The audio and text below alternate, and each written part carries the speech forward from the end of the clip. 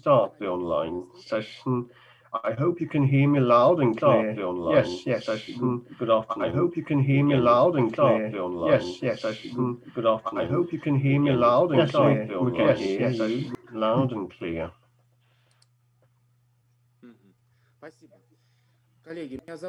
Thank you. My name is Yevgeny Kutsenko. I've been heading the Russian Cluster Observatory Center in the HSE ISSEK, and it's my pleasure to welcome you during this session number 5 on how to measure innovations in cities as part of the 10th International Foresight Academic Conference. This topic and the urban studies is definitely not as old as the cities themselves, but probably as old as the economic science. And we have been measuring innovations and creativity for a while. If these two fields of data are combined and go together, the creativity and the urban environment, we face lots of blank spots still. So first of all, what is innovation in cities? Whether there are some peculiarities in measurements, and do we include the creativity, and what is the role of the environment factors, and whether they can determine the failures or successes in innovation. And most importantly, what is our concept and notion of a city or an urban environment playing the part of the innovation center? Is it a city or an agglomeration like the Silicon Valley? Would it encompass San Francisco only, or go beyond? And then last but not least, where we obtain data from, what are the data sources? I hope that we will be turning to these questions as part of our debate today. I'm pleased to be able to welcome Julia Raffo from the World Intellectual Property Organization Division of Innovation, Natalia Trunova from Strategic Development Center of the Spatial Development Center, Irina Ilyina from the High School of Economics and Spatial and Urban Planning Center, Denis Shukin from the Foundation of the Support in Creative Industries and Creative Practices, and Yevgeny Kuznetsov from Orbita Capital Partners. So the speakers are now online in Zoom, and we can ask each other questions and talk to each other. All other viewers stream us on YouTube. So the ideal housekeeping would be as follows. We would take turns in speaking, like no more than 10 minutes, I think, and then we would have 10 extra minutes for the Q&A session between ourselves, and probably would take some of the questions on YouTube chat. Unless you mind this housekeeping procedure, I suggest we should start, and I would like to yield to Julia Raffo from the Economics and Innovation Division from the World Intellectual Property Organization. The international body was a co-author of the Global Innovation Index in terms of innovation clusters inter alia, which is of particular interest for us. This is probably about agglomerations, and they have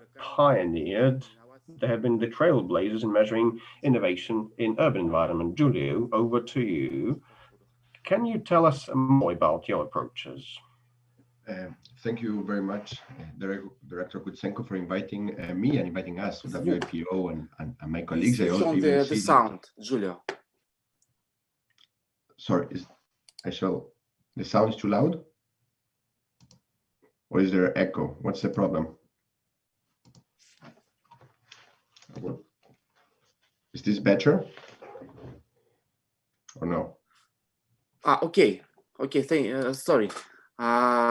Maybe it was the problem because I need to switch on my Russian or English version. So please use the button if somebody has such a problem. It's a button of the language. Yes, at the bottom and the right. So you could select English or Russian translation. So Julia, the floor is yours.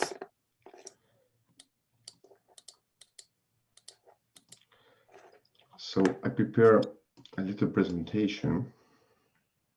I want to maybe skip some part of it just because I understand that we only have 10 minutes and I thought we had 15, but that's no problem. Basically, my presentation will try to provide an input on this very interesting discussion that's proposed by the panel, which is, how we at WIPO with colleagues from our network try to identify what we call global innovation hotspots. And specifically, the point I want to make is how we can go from georeference data, right? What sometimes in the jargon we call geocoded data, to measuring innovation ecosystem indicators, and particularly local innovation ecosystem indicators, which you could find in urban areas or any other kind of localized agglomeration.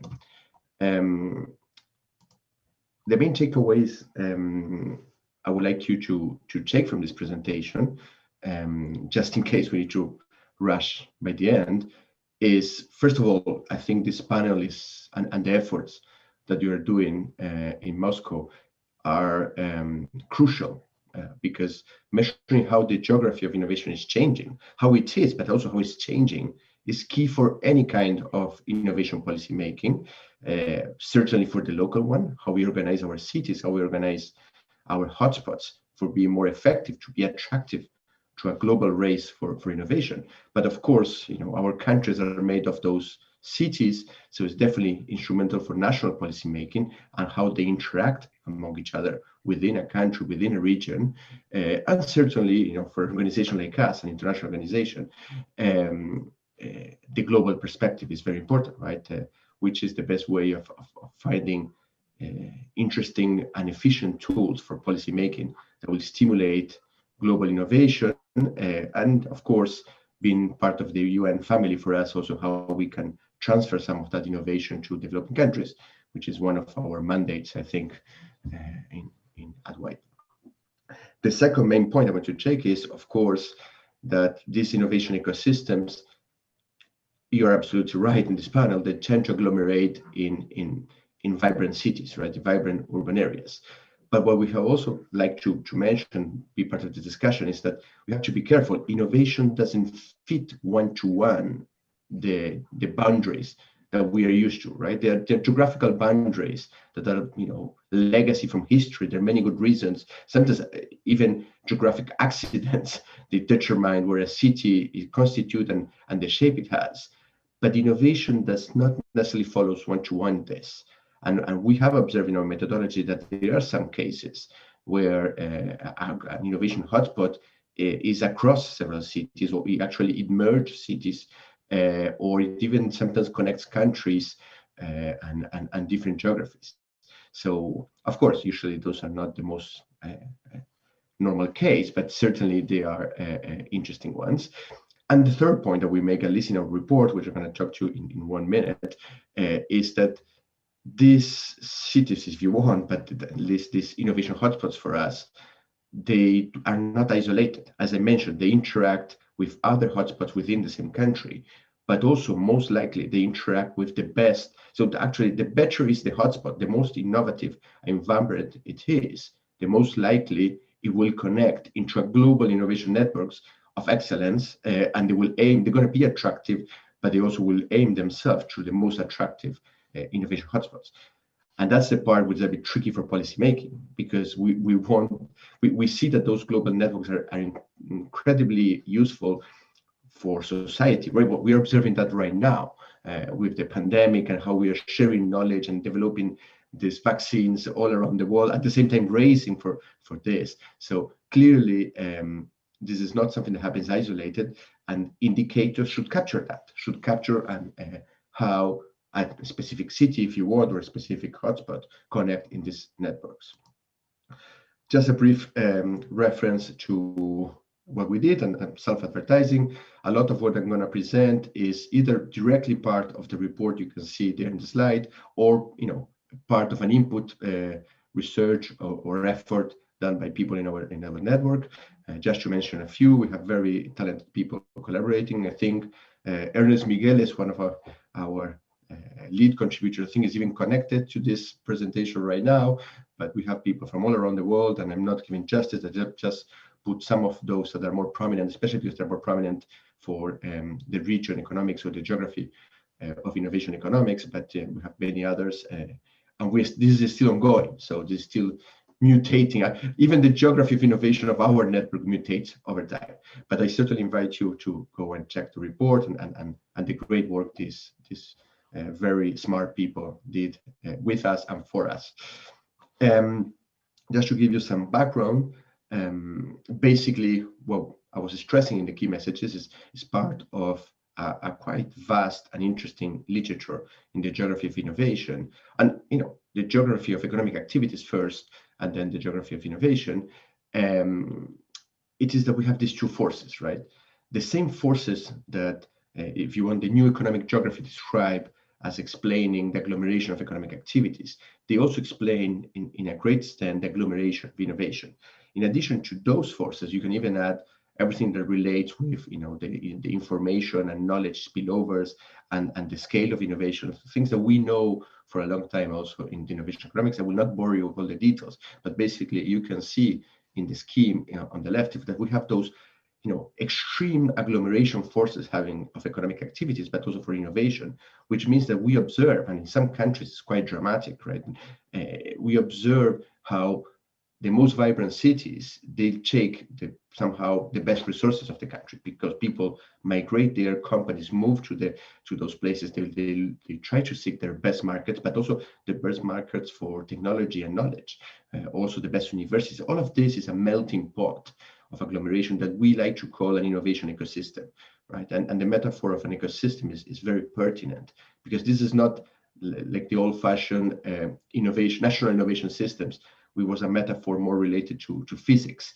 No, this is more, if you want, like a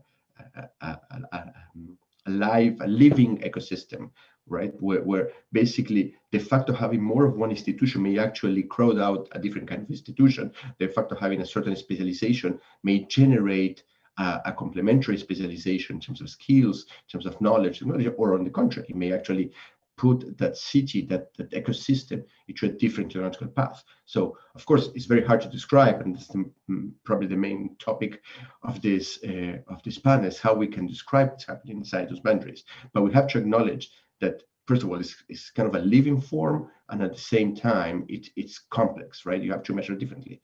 And if you look at the chart on the right on this slide, is the other thing. It's the same elements that make innovation activities and economic activities agglomerate, also push those agglomerations to connect with the other best agglomeration in the world, right? Because you would like to seek better markets, you would like to see complementary suppliers, you would like to see connecting on a scientific fashion, you would like to connect with the best university of the world. If you think you're one of the best, you want to connect with the best, right? So that generates this global network that we basically characterize in this slide, and this is actual data. Those bubbles there are the main hotspots that we find in our research. The lines are a bit artificial in this case, was just to express some of the connections. But also what we want to stress is that you see that there are points inside of bubbles, and those points actually what they reflect is the clusters within a hotspot, right? In the sense that those ecosystems, as I mentioned, you may have a biotech cluster operating with a pharmaceutical cluster. One is more industrial, one is more scientific, and at the same time with a regulatory cluster related, let's say, in the case of the United States, the NIH, right, the National Institutes of Health. All of these things, they may be in the same geography, they may not be. That's another reason why they can connect, but just to explain how complex this can be. Now, let's move to the measurement, which is one thing that we wanted to discuss in this panel. And to be very brief, our main point is this is an extremely interesting but difficult challenge, right? Empirical challenges. So in this case, I'm showing just an image of just 5 years of Web of Science data, how they are we geolocalize this, and how complex it is, right? What are the boundaries of all this data that you observe there? This, in this case, if you look at the entire period, we had like 20 years of Web of Science data. We're talking about more than 25 million scientific records with more than 60 million listed authors there. So researchers somehow related without any disambiguation. So there is a lot of messy data that as well. And we have also patents data. You can observe is equally complex. In this case, we're talking about more than 100 million patent data, although there are much less patent families because this refers to different jurisdictions. The quality of the data is very, very diverse, depending which collection you're looking at. And also you have hundreds of million listed inventors, which of course they are not disambiguated. So, and they might be coincide at least in some extent with those researchers that will looking at the data. So how we can handle all of this data. Our methodology in a nutshell, we have two methodologies, one about the clustering of innovation activities, the other one about networks. I'm going to go very, very briefly through the two. On the clustering of innovation activities, and I'm happy to then send you to our technical annexes and discuss. If you want either discussion of the panel, or we can have this offline, we can do it. But for us, it was very important, of course, to have an indicator of having this hotspot measure as something that's comparable, right? That's another problem of comparing cities, is that countries, they don't have the same definitions of what a city is, what a region is, what a province or a state it is. And that's for us was very complicated because we needed to provide comparable indicators. We also wanted to account for the differences that I mentioned before within an ecosystem. So in this case, we made a lot of focus on the difference between scientific and technological density, in this case, patents and scientific publications. Because you can have places where are very good at science and maybe not that good at patenting, right? Because their innovation system is not as good at transferring that to the industry, but they might still be good at transferring that to other industries around the world. So that's why we want to check. We also wanted to capture the specialization density. So even within those collections, right, it's not about the volume, it's also about the direction of innovation. Where do we invest our best resources of scientific production, or invest our best resources for technological production, these kind of things. Of course, as I mentioned, we had no predefined boundaries, and we, of course, wanted these hotspots to be distinct geographical areas, right? We want clusters of knowledge and technology to overlap within a hotspot, but not outside that. That's a technicality we can discuss, but basically, we established a geography based on this. And of course, as I mentioned as well, we had this mandate of extending this to developing countries. So we wanted this methodology to be applicable in any place of the world, of course, data permitting. So just very quickly, some of the results here. We observe on the y-axis the publications, the scientific publications. On the x-axis, you observe the patents. This is just total counts, no evolution. But also you observe the size of the bubble is the population. And these are the top populated metropolitan areas of the world, according to one website, not necessarily the only reference in the world. But here we observe, of course, there is a big correlation between those hotspots in the world, those places, if you want, those cities in the world that produce a lot of patents and produce a lot of scientific publications. You can see Moscow there among the red ones. So they are performing there. All of these are heavily dense innovation hotspots. We can observe, for instance, Tehran being definitely more specialized in scientific publications than patents, but still having a volume to be considered a hotspot. We have some specialized niche clusters in blue. So in red, there were global innovation hotspots. In blue or green-blue, you have specialized niche clusters. These are places where we have international comparable density of innovation only for a few fields of science or fields of technology, but not necessarily an entire volume like the other places. And we have places in the world, which are the ones in yellow or orange, which they're basically not at all innovative, right? They have some innovation, of course, some scientific publications and even some patents, but their density is not it's not equivalent to the other places in the world. Let's put it this way. And one important thing to note is that this has some relation with population, but not a lot of the relation, right? You can see some big bubbles that are like Jakarta, for example, or Karachi, that they do not produce innovation despite having a lot of human capital, if you want. Then, of course, there are other measures.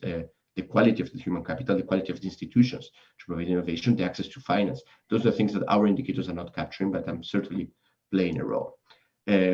Just to show you something very Julio, just several minutes, okay? Yeah. The main ideas. Thank you. Yes. Just quickly about this. This is basically the nightlight data, so telling you where there is economic activity and population, and you have again in this case in orange the global innovation hotspots, and in blue the specialized in these clusters. Here's a focus on Europe, with of course you observe a little bit of Russia as well, of the Russian Federation, not the entire. And you can see again, right? You observe that the most populated areas is where you observe innovation, but they don't go one-to-one. And also the geography is not also one-to-one to the city. For instance, Paris is an example, or London. You can see that the borders of innovation, where you observe very dense innovation activity, goes beyond the borders of the city. Maybe not the broader city, the Great Paris area. So that's the kind of things that, you know, I think is going to be challenging in terms of methodology. The other point I want to make is about the connecting the hotspots, and I'm going to go again super quickly on this. Again, international comparable, but they should be accounting different kinds of networks between science, between technology, also the local, the regional, the national, and with definitely the international one as well, right? You can have networks within the hotspots, within the cities, and those networks can be a valuable input to produce indicators. This is something we are working at WIPO actually, how to produce ecosystems indicators based on network measures within the boundaries of the hotspot. Of course, here we have connections that go institution to institution. Let's say one university collaborating with another university, or a company collaborating with a university, but also individuals. You have researchers connecting with companies, you have inventors connecting with other companies around the world. All of these capture knowledge flows, technological relatedness about these places, which are again sources of valuable indicators, that, you know, at least we are very interested in those kind of indicators. Quickly, you know, you can do all kind of network analysis. This is just the top hotspots and how they connect each other. You can observe the point I was making before. The main hotspots in this case is starting with Silicon Valley, which here is San Jose, New York, and Boston. Those three are way more connected than other ones, which are top 10. All of these are top 10 hotspots as well. So they're more connected than Frankfurt, Tokyo, or Paris, to give some examples, or even London. Again, we don't need to limit the network. We can have a full network. I will not explain this chart, happy to discuss later, but just to tell you that you can see how a network evolves over time, how central it is. The network can also analyze offshoring things. This is something that we did to try to understand where companies were sourcing for inventors. And we observe, you know, certain patterns, the patterns that we were observing before, where basically the top areas usually, or the top countries in this case, they search for information in the top places of the world. And if anything, the offshoring happens a reverse. Usually developing countries, or, you know, emerging economies more than developing countries, they look for the best more than the other way around. But again, something that we can explore and go in further detail. And but this can even be more fine-grained, right? In this case, we're looking where companies were sourcing for inventors in terms of cities, or if you want, hotspots in our case, right? So this can be very detailed networks. This is just one representation, but just to give you a flavor of the things that we can do with this kind of data, with our methodology, and definitely, you know, where we're heading. Last, one question that I have also for the panel, for the people participating here, is how we can share more, right? Because we produce all of this data, but we are sitting in this data, and we want actually this data to be used to do interesting research, definitely efficient policies, and we need to know from you how we can do this better. This is a very important point for us for WIPO, is that we need to serve the society at large. We want to try to see, and, you know, for instance, in the last bullet point in this slide, I think it's very pertinent for discussion here. How should we share this kind of data? We have our own methodology for a hotspot, but of course, many complementary data is not necessarily coming on these shapes, right? We will call it the shape files associated with those hotspots. So there are other geographical areas of interest. The Europeans and OECD, they like to use the NUTS, or the equivalent of NUTS. We have also the metropolitan statistical areas from the United States. There are counties, there are cities.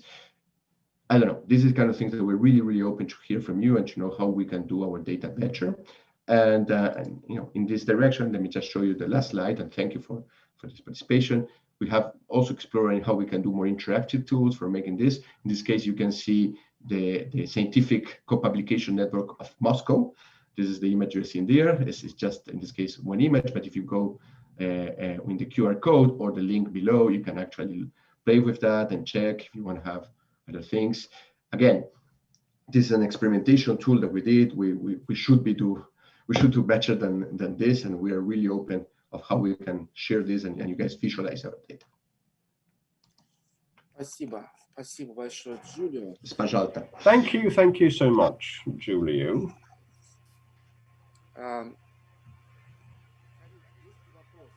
Colleagues, do you have any questions at this point of time? Any questions to Giulio? If not, I have one, Giulio. When we talk about connections between hotspots, do you measure them with joint patents and co-publications? Is it done at the same time, jointly? How do these overlap? How you reconcile and combine these two different worlds and different classifiers? So that's a very good question. We do actually in the report, we use three main measures of networks, basically co-publishing, co-patenting, but co-inventing more than co-patenting. We can also use co-patenting, but it was a little bit overlapping with co-inventing. And we use the one that I showed there in the matrices, also a co-applicant inventor link, basically company applicants from a given place or the companies itself, and where the inventors of that applicant is, right? This is, an experimental measure that already some people in the literature are picking up. Some people calling this technological offshoring, other ones calling it technological sourcing, right? None of the two terms are is 100% on the spot on the definition because there is some limitations. It's a proxy, but it's very good at describing, at least in terms of patenting, where companies are looking for those inventors. Those inventors that appear in different places, they may be from academia in some cases, in others they may act independently, or they may even be employed by the R&D subsidiary of that company. And this is the kind of connections that we sometimes miss to fully describe. But we're exploring other connections, especially because already these three, they show some patterns that are very convergent, of course, especially between the main spots of the world, hotspots of the world, but they show also some differences, right? For instance, developing countries, they manage much more to participate in scientific production and engage in those scientific networks, and they do not have the same, let's say, success in participating in the technological networks, right? Let's say the co-invention networks, or definitely much less the co-application networks. And when they participate in the other one, in the outsourcing, it's very interesting because we found that, at least in relative terms, it's not that you observe the most brilliant inventors in, let's say, in developing countries being connected to the top companies of the world, which it happens a little bit, but not as much I was expecting, right? The typical story about the outsourcing from the United States to India and to China, to give two examples, it appears, and there is that link, but it's not as apparent as we were expecting. What we do observe in terms of intensity is that the little technological production that these developing countries, they actually, so let's say companies from India and companies from China, they go and look for inventors in the top, let's say, more Western hotspots of the world. So, which is interesting, right? That was one of the a little bit surprise that we got in the report, and we still need to explore more. There are other measures that that we are exploring now and we're developing, which has to do with the technological relatedness of hotspots and cities, how cities are complementary to each other, how related they are, how diversified they are, and that pattern of diversification. All of these are different measures also of networks that we can eventually systematize and produce. Actually, we're already starting to do that. It's just that we don't have nice charts to show you at this point. Спасибо большое, Джулио. Я вижу, что у нас поступают вопросы от наших участников. Вы можете их увидеть в чате. Thank you. We have lots of questions. Да, вместе с тем я предлагаю нам из-за нашего тайминга. I suggest we should move on if we have some more time, we'll get back to this topic because it's a very interesting one. And in fact, we are just introducing this topic. We need to discuss these issues in more detail. Colleagues, I'd like to tell you about our own research. I hope I'll be able to cram it into 10 minutes. In fact, we've seen what our colleagues have done. This was an orient for us. And we decided to experiment, and instead of going further down the road into an analysis of patents, as Julia mentioned, of publications, because in fact, these databases give a lot of information. Instead, we decided to go laterally and thus carry out an experiment that, as it seems to me, also requires some discussion. I'll skip some general slides.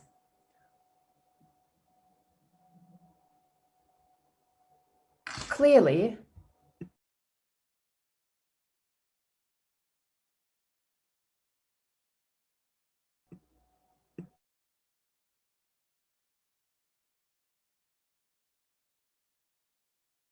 креативных нету, но есть целый набор влияющих разные. We have a number of various phenomena, and possibly we will have problems.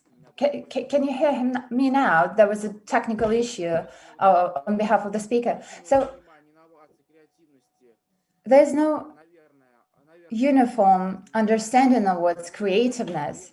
There are certain definitions, but then we have trouble measuring various things. For example, how can you measure an elephant, right?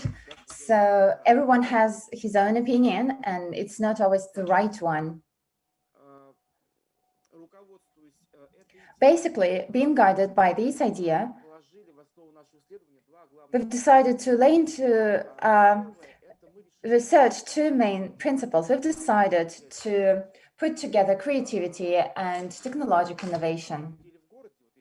Because in fact, if you look at a city, here is a token of a city, a scheme. So these people are interconnected. They are all close to each other. This can be a research institute or a university or a design center, or if it's a liberal arts center, it would still have some cooperation and laboratories with experts working there. So in a city, all of these issues related to technological innovations and creative industries are intertwined, and they are an integral part of each other. The second idea is that we decided to measure not only the infrastructure, although we've seen many labor ratings and ratings of the kind. Instead, we decided to try to measure people, to measure talents and how they are scattered across the world. So in general, the overall score looks like this. We have 120 indicators and divided them into three parts. The first one is technological development. That's information on startups, corporations, universities, and scientific organizations, patents and publications, which is the second part. It's part of the innovative infrastructure. We also looked at patents without taking into account administrative borders of a city. We've been guided by your assessments. For us, it was a benchmark. We also have data on innovative structures. For example, creative industries, when we started to work on this, we also tried to look at it differently. We decided to score it according to various industries because we understand that, in fact, under this common umbrella, we have certainly really different business models, business people, and worlds. For example, a ballet dancer and a gamer they are at different extremes of one city. Of course, you can put them under one umbrella of a creative industry, but still you should score them according to different criteria. So here we have a following number of industries: that's fashion, film industry, electronic games, advertising and PR, industrial design and architecture, and arts and culture. And then we also had a look at the infrastructure. To me, it's less interesting, so I wouldn't dwell upon this. And what is interesting, and what took a lot of time, it's almost a year and dozens of interns who helped us from universities. Speaker has sound issues.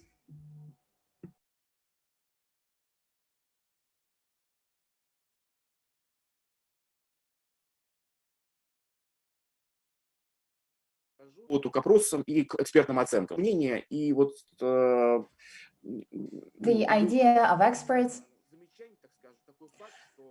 So that was an interesting fact. We surveyed citizens of the US and Germany and asked them what they think of the railroad. The US says they think it's good, and Germany says their railroads are bad. Can we take in this, assess the railroads? And we thought, no, we can't. So we decided to gather all the hard data, preceding data, for them to be impartial and to have an impartial assessment of these data. So how did we solve this issue? For example, largest corporations, we took Fortune Global 500 and Innovation 1000. We put together their databases, and we also looked at where their HQs were located, where their divisions were located, and they were also divided and distributed across the cities of our samples.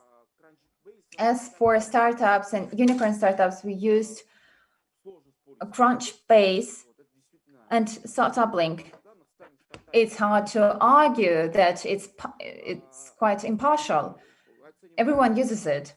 As for Web of Science, we also used it for scientific scores.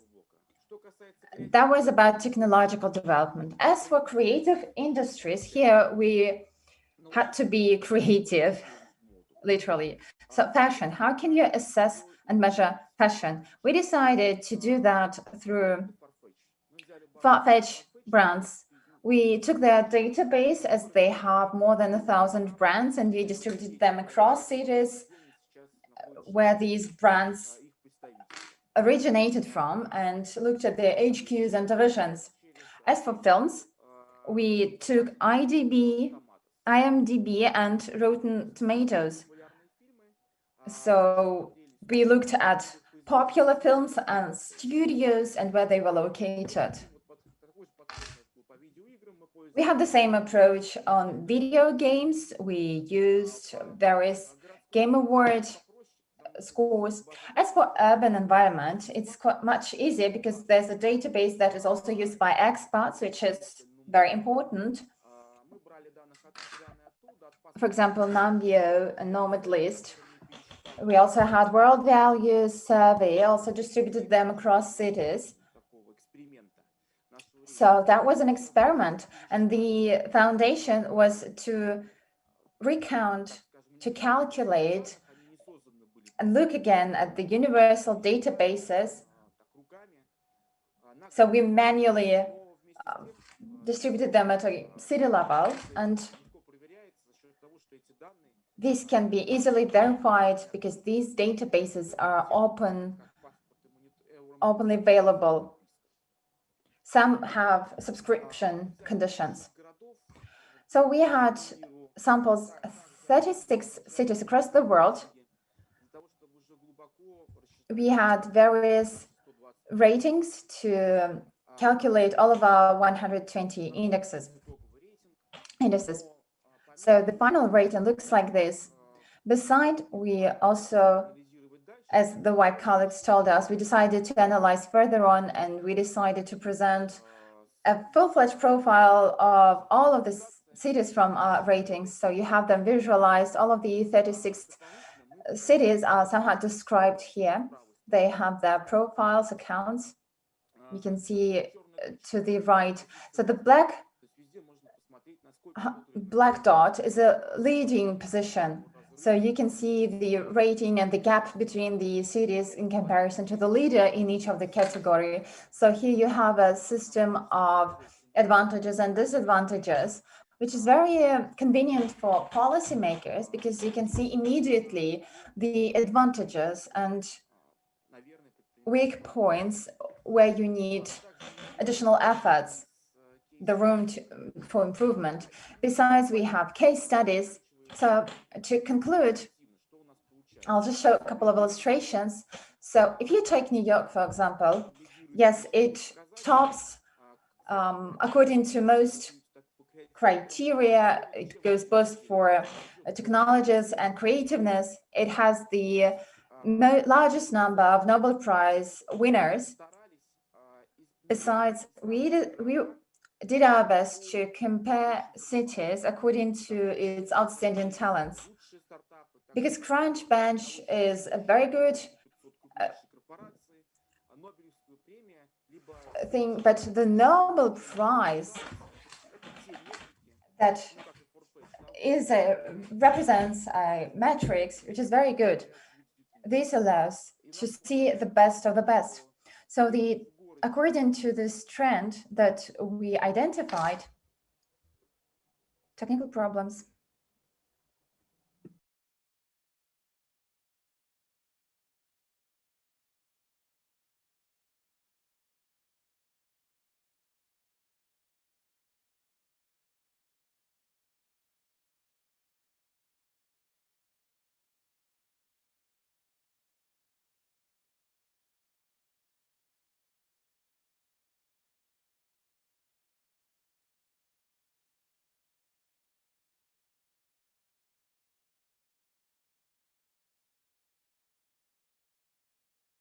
Да, коллеги, я так понимаю, что там я отключался. Sorry, colleagues. So Tokyo, to continue, leads thanks to the fact that it has the largest number of HQs of Fortune 500 Innovation 1000 corporations. It has the larger number of universities that are part of QS, and it has a great number of game designers and Nobel Prize winners. As for Shanghai, it is famous thanks to international corporations. It has more than 200 divisions of corporations. As for Los Angeles, and I'm really concluding my presentation, so let's keep Los Angeles. As for Moscow, it has the largest number of Wi-Fi access points, technology parks, and co-working spaces. As for patent publications, we are on the 11th place, although the gap between Chinese and American cities is huge, and it goes for other cities of the world as well. So to conclude my presentation, I want to tell you that the report is available. So our 4 main takeaways are the following. We had a close look at these 36 cities. So talents attract talents. And what's behind this phrase? In fact, leaders in all of these cities, again, technical problem,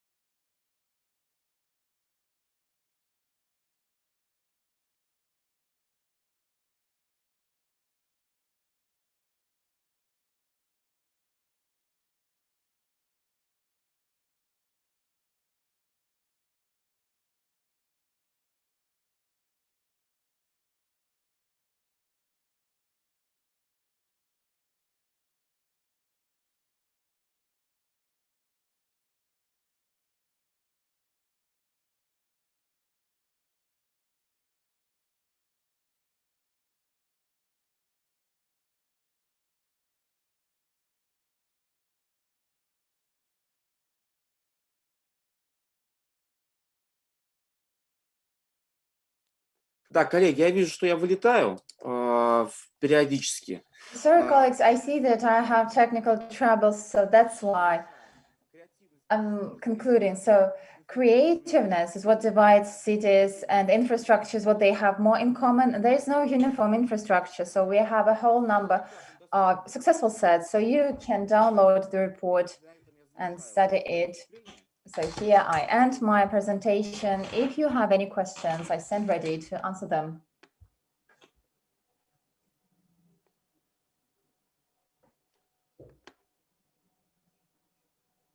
Так, ну, пока вопросов нету, тогда я предоставляю. So as long as we have no questions, I give the floor to our next speaker, Natalia Trunova, Vice President of the Center for Strategic Research Foundation, Russia.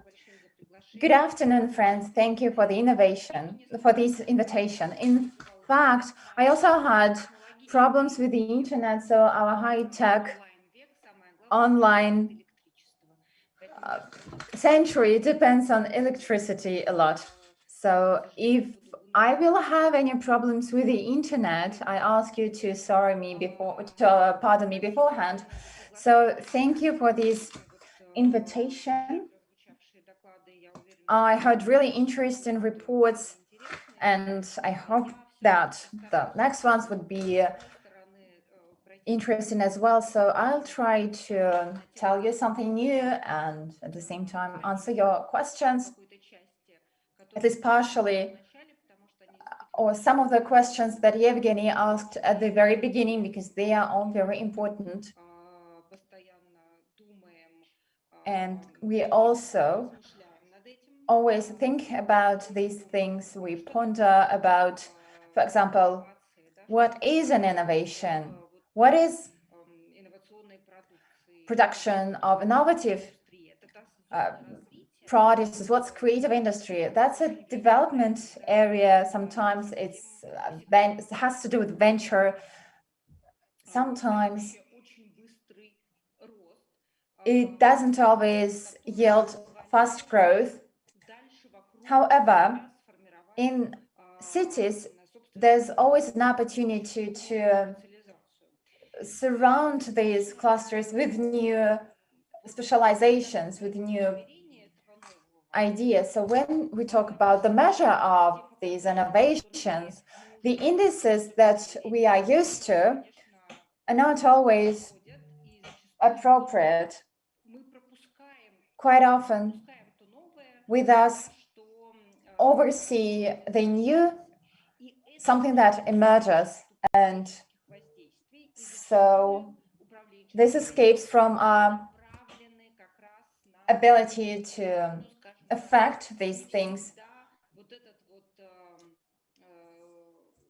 to manage them, and thus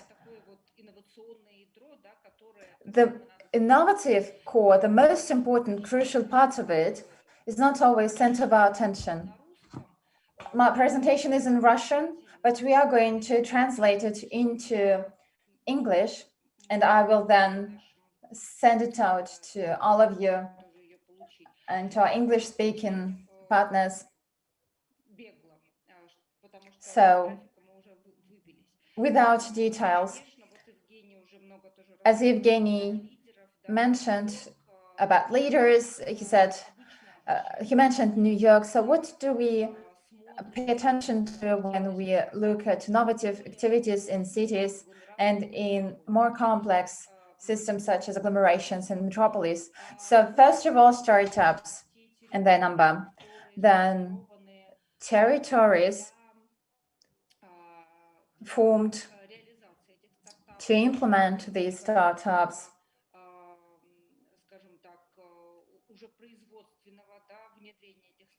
and the production facilities for their introduction. For example, in the US, there is 27 innovative areas. So they even recently established an association of innovative districts. They have their own new geography of global innovation. Asia is less measured, although we see that Asian countries are very active in the area of innovations. though these are extremely interesting views. So you just have a look at how cities implement these innovative activities and how it is related to universities and how they establish these transparent districts or areas for the innovations to be born. And Evgeny also mentioned this. So primarily these are universities. So 9 universities out of 10, top 10, are localized in the US and Great Britain. It is very important. As you know, Russian universities are also actively racing. We have 4 leading cities, that is Tomsk, Novosibirsk, Moscow, and St. Petersburg, as they yield largest performance in these ratings. They also appear in also other cities appear in these ratings, which is quite joyful. And the last is the number of people employed in tech industries, as well as innovation industries. We understand that the market, labor market formed around innovative centers differs a lot from the industrial market, and the requirements are quite different. Requirements to the urban ecosystem and to cities. Cities has to be open, there have to be opportunities to use resources.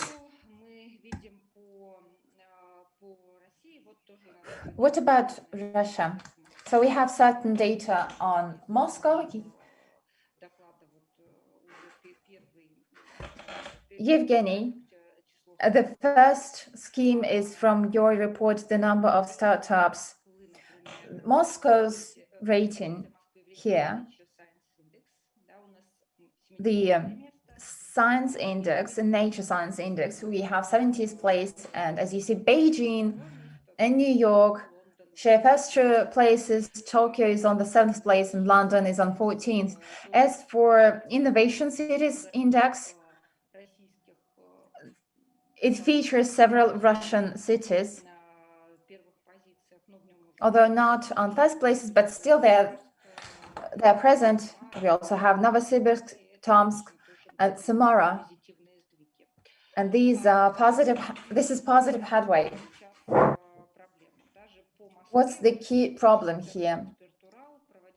Even the expert Ural Analytics research on startups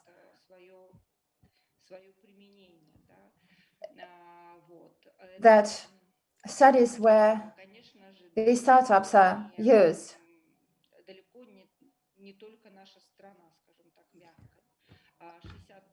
Of course, the list features not only Russia. The majority of those who graduated Russian universities go abroad. Or you can joke about the pandemic that we have to seize the moment and to establish conditions for these never to happen again. But this is the joke only partially. We really hope that this pandemic is going to be a chance, and only a chance. Russia has a good infrastructure and more is underway. Everyone knows that we have innovative infrastructure in cities with a population of over 100,000 people. These are scientific cities and technological cities. There is a certain legislation and economic legislation applied to them. They also have universities, and their platforms are also part of various indices. We also have several scientific and technological centers underway within the national project on education. And besides, there are several innovative technology centers within the national project called Science, and we are going to have more of them going down the road.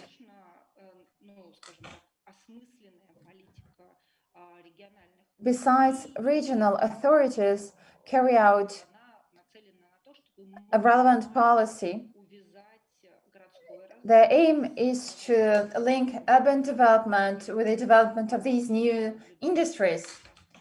At least that's what we see in Nizhny Novgorod.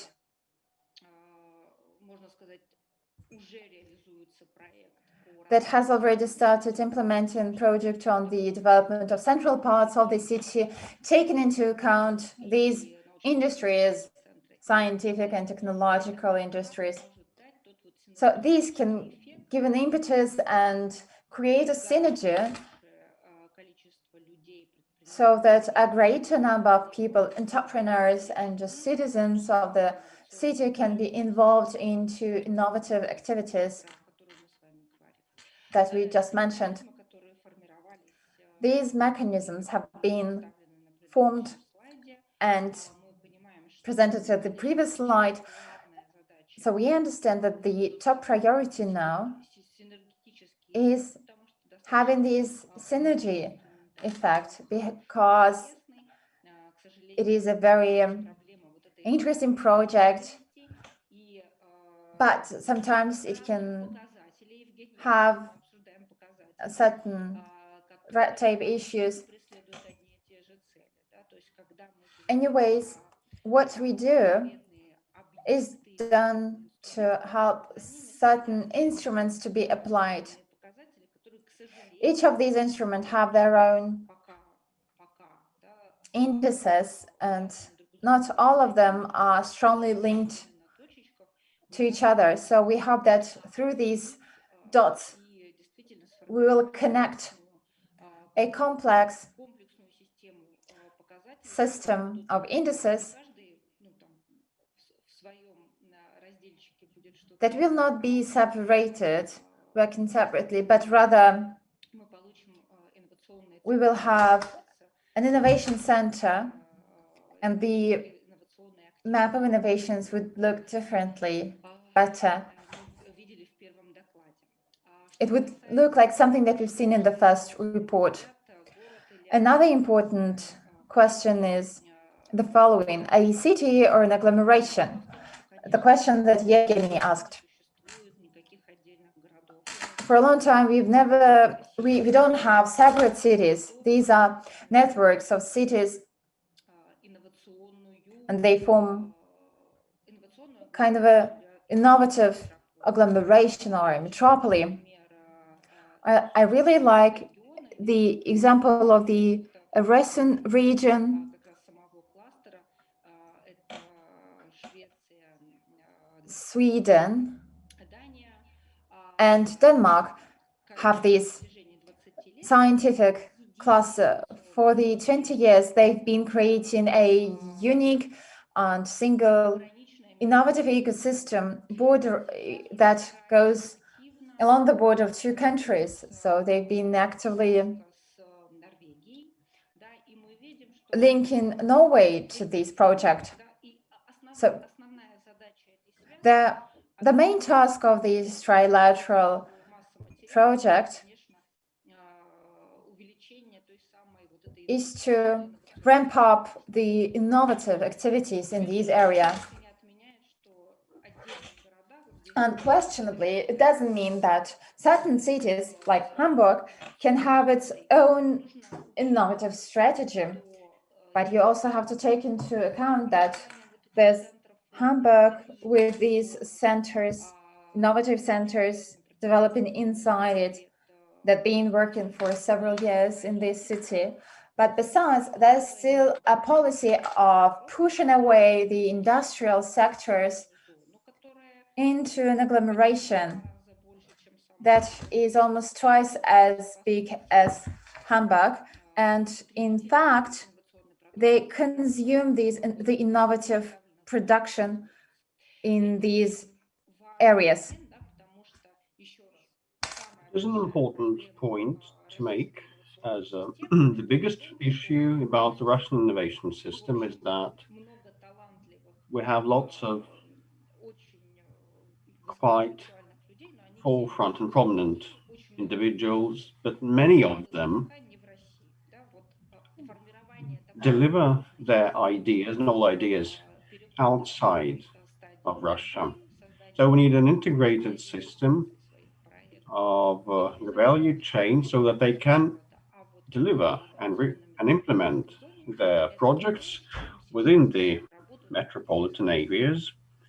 And this is something quite high on the agenda of major innovation centers now. And it's of significance, it's paramount to include those zones into areas and quarters. This has a bearing on the association of innovation quarters that I mentioned. And not long ago, we discussed all these issues that we face domestically in the Russian Federation. Universities are subordinate to federal authorities, and sometimes we need additional stakeholders, facilitators. Anyway, the property matters are quite often disputed, and the security issues and safety matters. Quite often we have to put a fence, a physical fence around a quite a transparent facility, which is nonsense in the US and Europe. We need to discuss all those issues in order to demonstrate their efficiency and raise and bring new matters about smart security without putting fences. Thank you so much for your kind attention. Thank you very much, Natalia. I will not put the video online because I get disconnected every now and then, and thank you anyway. We'll think about innovative quarters. But you know, I wanted to share one consideration. Technology parks. Take technology parks.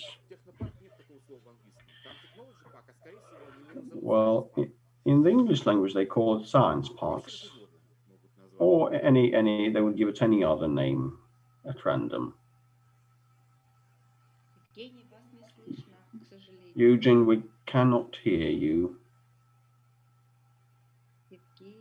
Eugene. The speaker is not audible.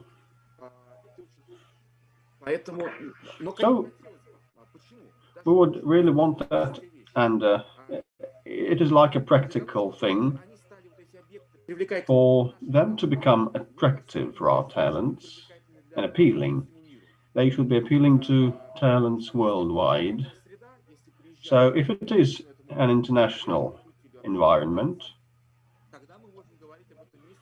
and if international professionals come and stay, it becomes a hotspot.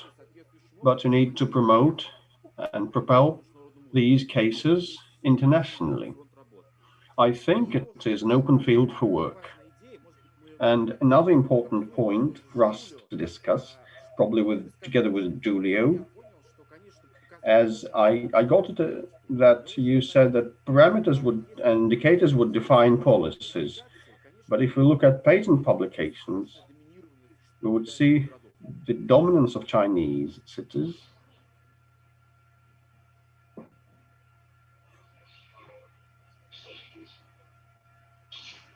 We cannot hear you once again.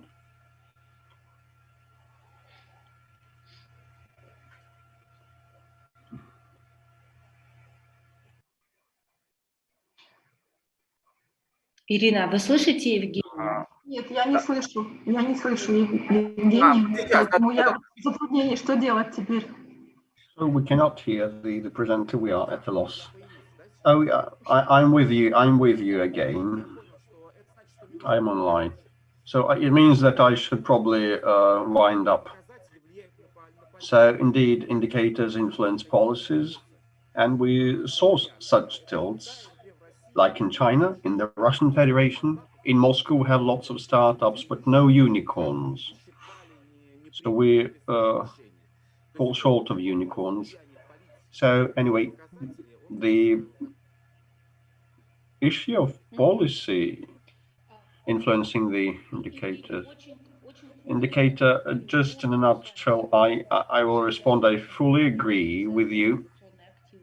If we speak about innovation hotspots, we need a special awareness and promotion campaign for them that relates to Moscow and St. Pete, and in these cases we should position them, and they should be well poised to bring in talents from other countries, from the outside. And definitely, we are not in the best context now. And the talented youths must be able to go internationally. And we should definitely have this special purposeful policies of promoting not a certain facility, even if it's Skolkovo, but we should have a uniform, comprehensive promotion system of a nation's innovative system. And I think that we should definitely step up efforts in dealing with universities that have been attracting foreign researchers and fellows.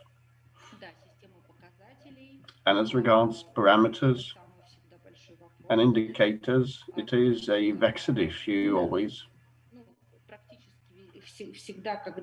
because every time that we register or set forth some targets to be reached by 2025 or by 2030, that means that we may miss part of the process.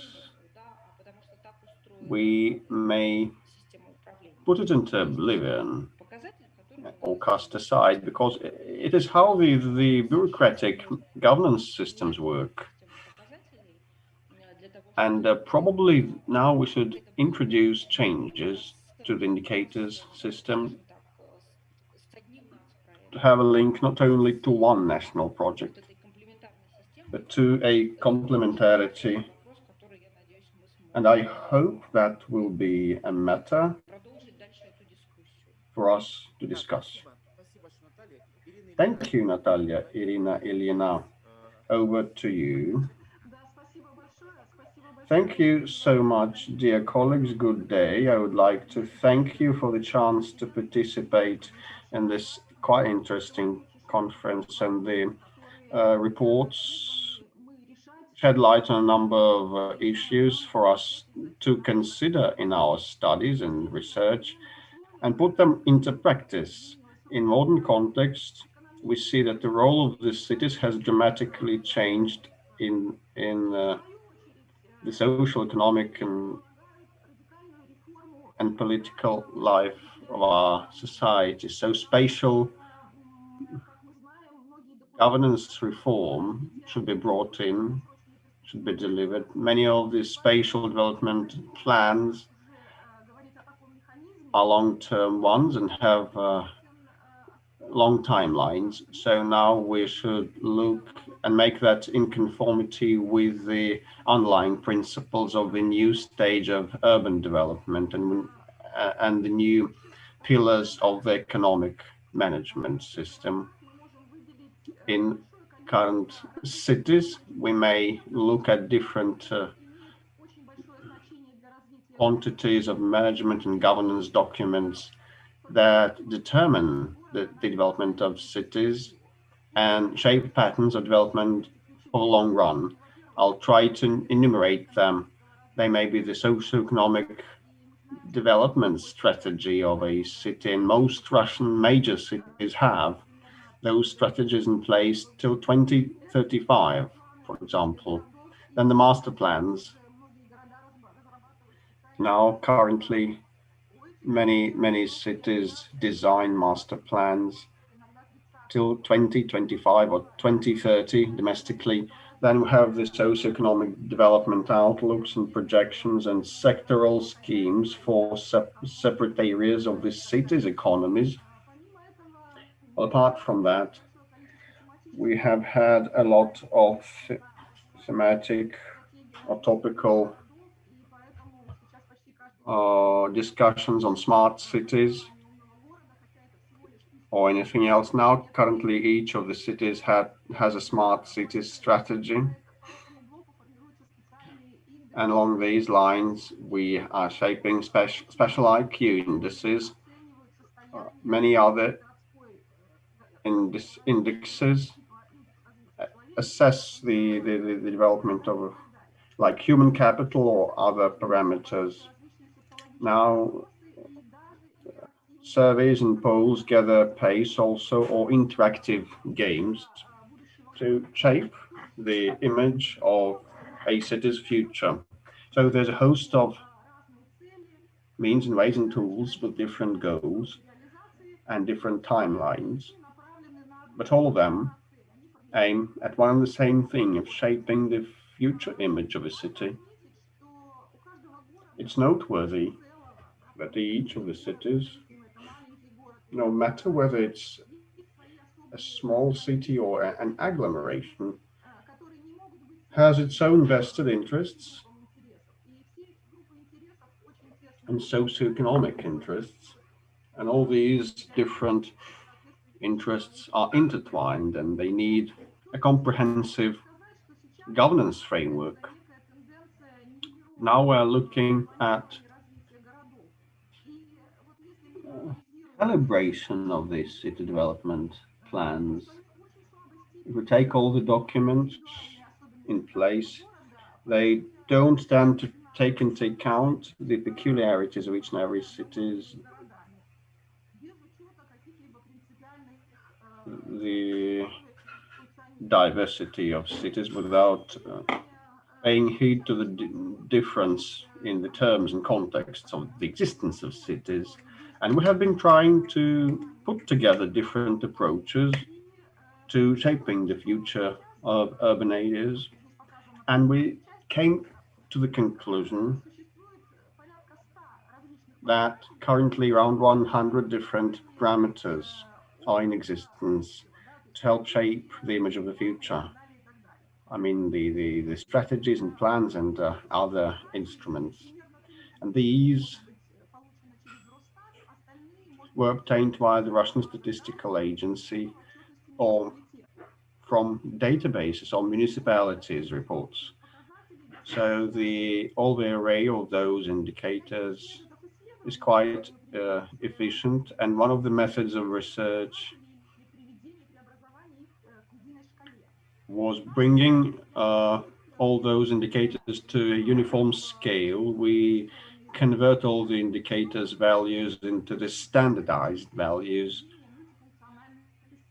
to be able to conduct multifunctional studies, and that is used to take into account the heterogeneity inside groups to be able to aggregate a group of indicators.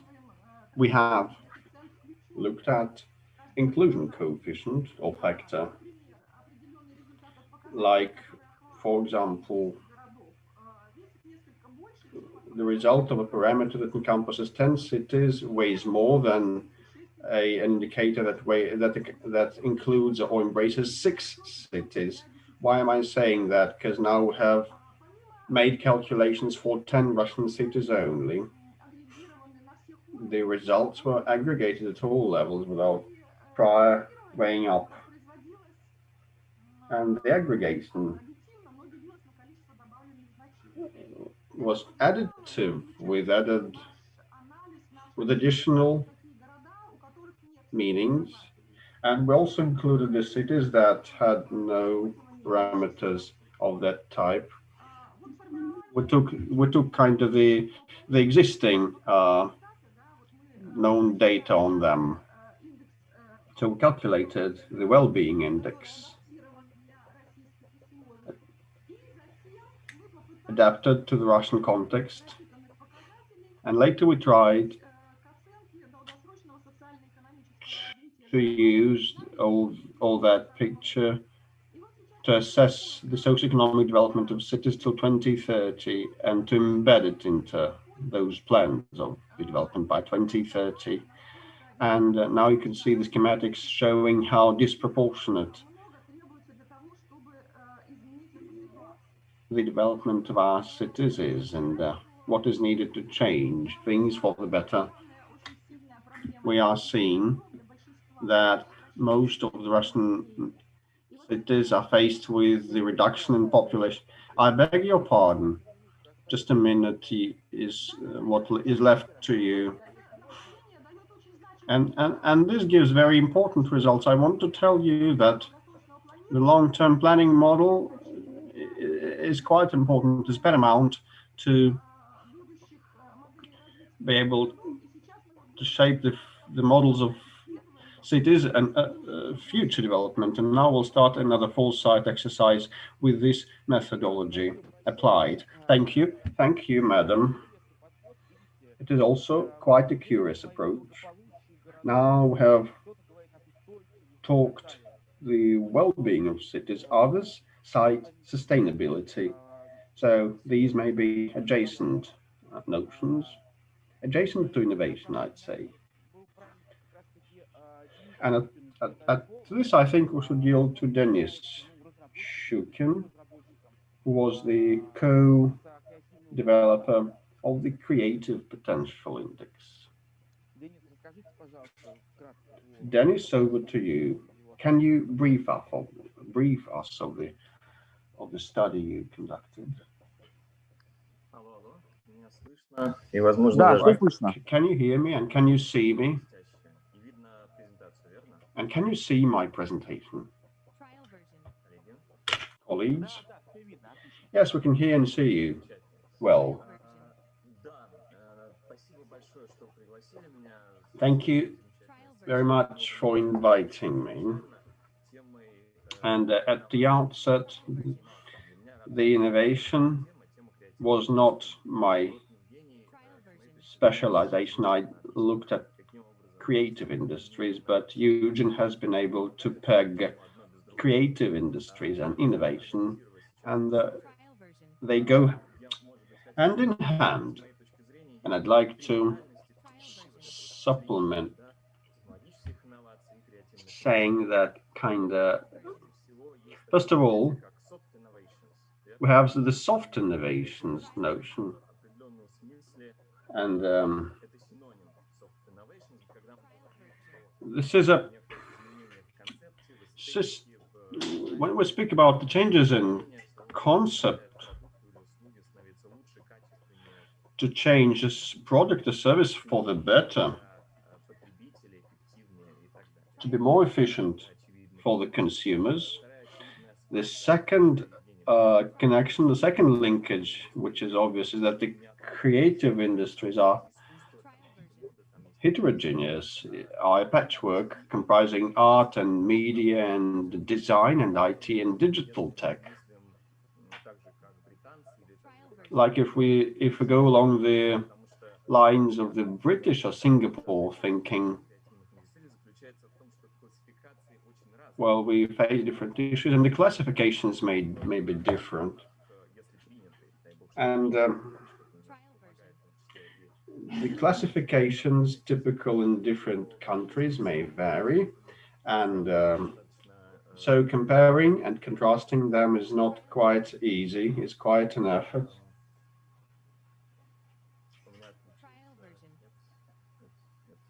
I beg your pardon.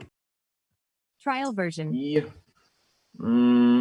еще одно направление вот этой спайки взаимодействия. Another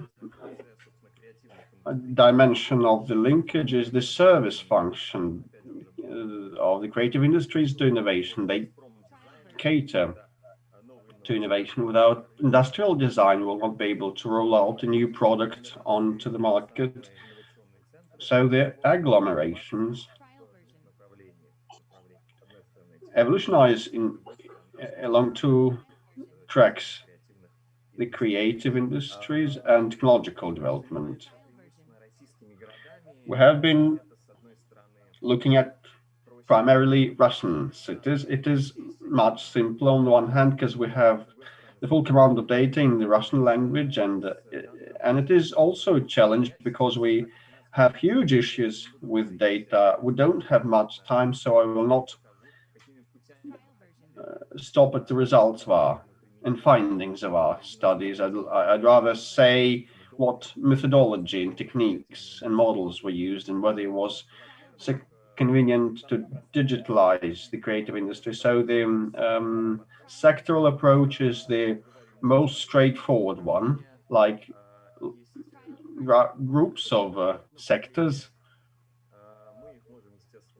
and we may digitalize them. We may use Russian Statistics Agency or Spark or anything else, although Russian Statistical Agency is fraught with errors every now and then, and their data is not always accurate. Anyway, we can calculate the number of employees. We can calculate the contribution of these subsectors to the gross regional or national products, but we cannot calculate and reckon one thing, which is the socio-cultural impact. Apart from the economic impact, many of the Russian regions and cities see the development of creative industries to arrive at a socio-cultural impact to enhance the well-being and the city environment comfort. And all that is interlinked,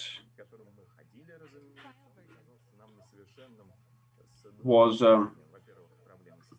not something we believe is quite perfect, because we face the statistics, the data issue, and we had the blank spots, and definitely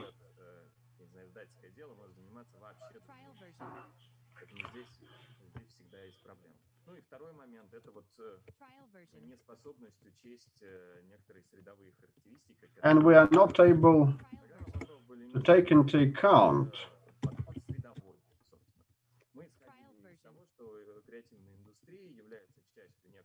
and we looked and reckoned and assumed that the creative environment is a uniform platform for industries. They are given in yellow.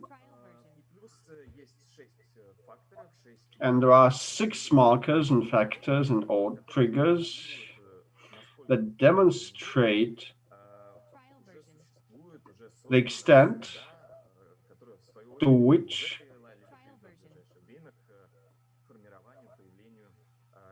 an enabling environment has been established in this or that city. So anyway, so the convenient urban environment, institutional support, and socioeconomic activity also matters. A social activity is a direct pathway to creative projects, facilitating them, because the non-for-profit entities always and often participate, and they may try to become creative entrepreneurs, having the expertise in social entrepreneurship.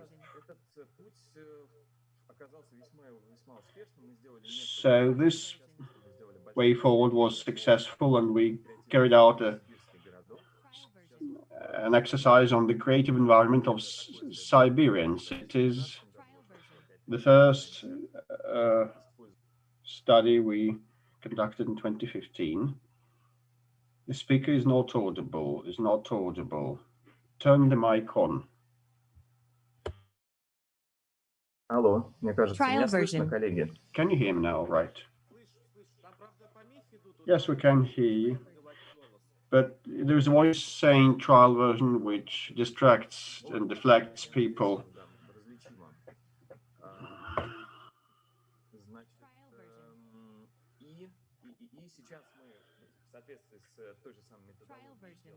And currently, we have been looking into expert surveys, interviewing around 50 experts in each of the spheres. We talk to them, trying to look how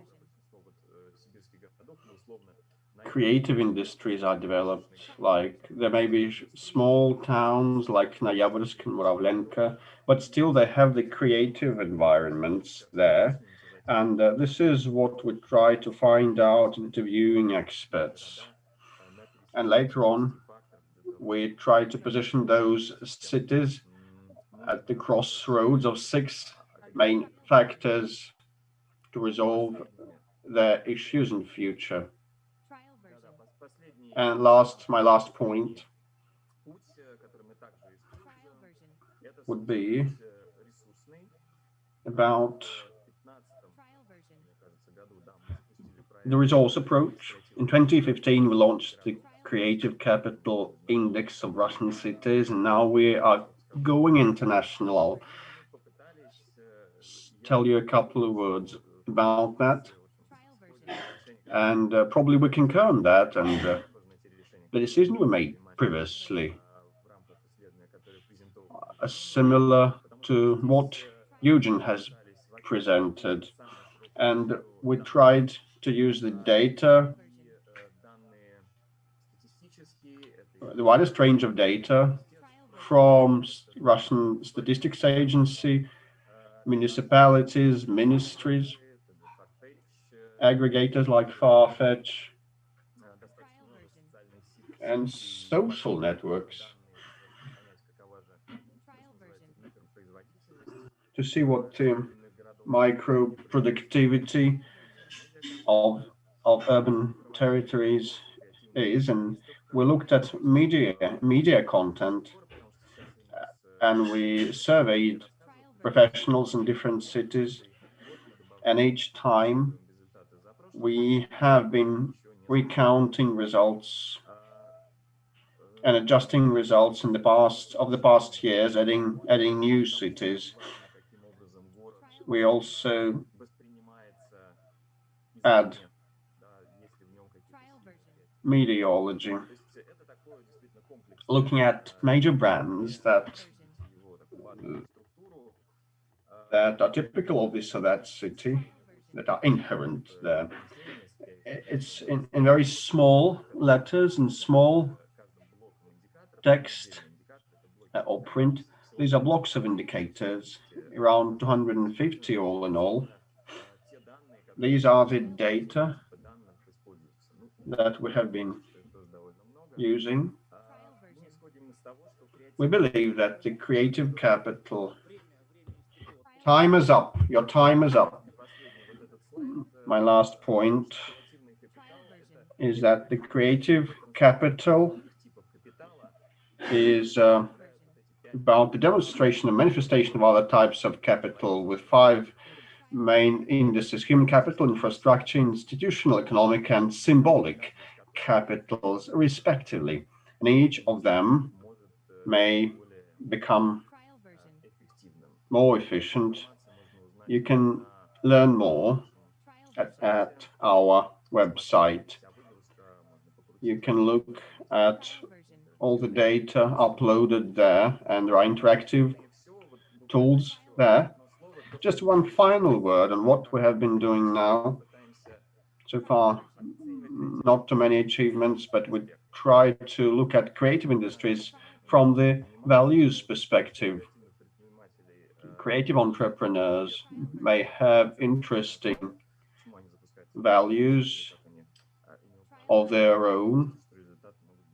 So we think the results of that study may be interesting. We'll finalize it by the end of the year. Thank you. Очень интересная лекция и на самом деле очень интересное, безусловно, исследование. Мы когда делали, вот наш рейтинг задумывали, мы шли ровно. That was a very interesting research. And we've been doing the same. So we were looking for statistic indices. The statistics itself distributed across the cities in terms of innovation and creativity, unfortunately doesn't measure anything. So we have to invent such indices that would be useful for policymakers. So here I would like to give the floor to the speaker is off.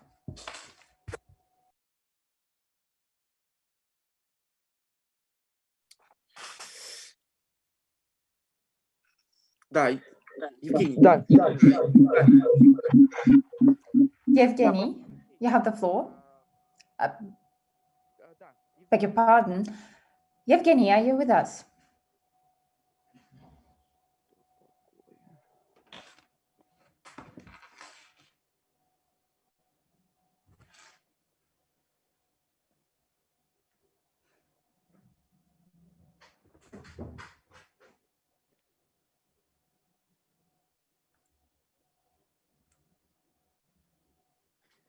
Я так понимаю, что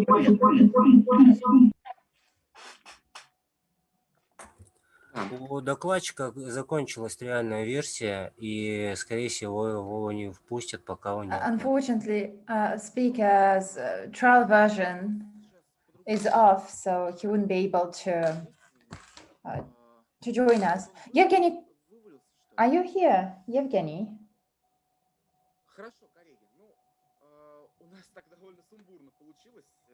Unfortunately, it's technically a chaos today in terms of connection. It was an unfortunate turn of event. I speak to you, and while I'm doing this, I'm afraid that every time I can be off, so it's a challenging day today. So if you allow me, I'll conclude our workshop, because the questions that we flagged today can be discussed further and in detail. Устроят и граждан, и find the answers and responses that citizens and our state is expecting of us. How can we measure innovations and creativity? What it is? Do these indices depend on each other or substitute each other? What is the environment that we need? These questions are very, very crucial. Natalia mentioned these. Policymakers, decision makers, they see these indices, but when the indices are wrong or they are somehow unilateral, they can send people in a wrong direction. Politicians compete, states compete, and you can compete for the indices, which is wrong in itself, but it's even worse when we compete for wrong indices. So a comprehensive picture to show disadvantages and advantages of cities and what are the main opportunities to interact with each other is what Julia mentioned, by the way. It's very important. We need to have a look at how cities could have complemented each other, because as we see, the main task of this research is for the innovators, for talented and creative people to see these. There's the national statistics, but they also need to see advantages and disadvantages. The speaker is off.